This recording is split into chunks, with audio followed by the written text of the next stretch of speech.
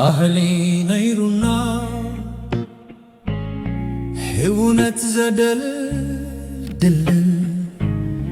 ካብ ነፍሱ ሚላዕሊ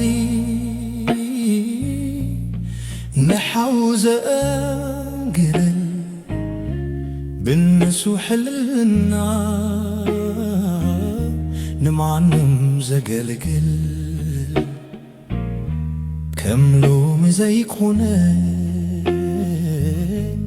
እምነት ዘጉድል ባህሊ ነይሩና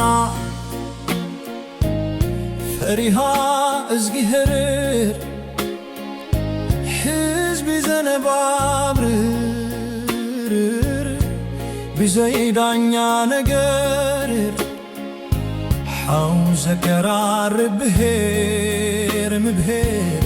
ከም ሎሚ ዘይኮን እግሪ ዘድህል ባህሊ ነይሩና ደቂ ሰባት ዘኽብር ሰብ እንተሞተ ሓቢሩ ዝኸብር ድኹም እንተረኣየ ሓሚሙ ዘሓግር ከም ሎሚ ዘይኮነ ኣሕዋቱ ዘይሕንግር ባህሊ ነይሩና ቆሮሮ ዘጥልል ሓወይ ሓብተይ በሓሊ ድኻ ዘጽልል ካብታ ዘላእቶ ተማኺሉ ዝበልጥ ከም ሎሚ ዘይኮነ ሓውነት ዘቕርል ባህሊ ነይሩና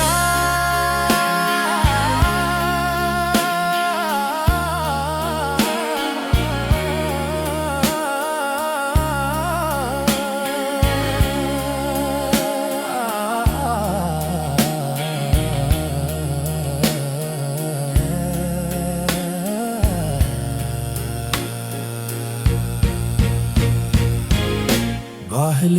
ነይሩና ሕውነት ዘደልድል ካብ ነፍሱ ንላዕሊ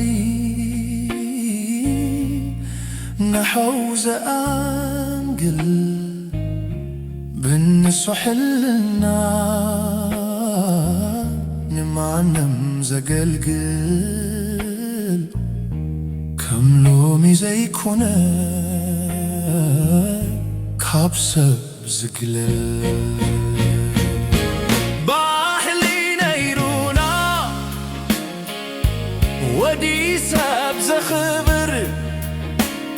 ሰብ እንተሞተ ምስ ዝብሩ ዘሓብር ድኹም እንተረኣየ ሓሚሙ ዘሓግር ከም ሎሚ ዘይኮነ ኣሕዋቱ ዘይሕንግር ከም ሎሚ ዘይኮነ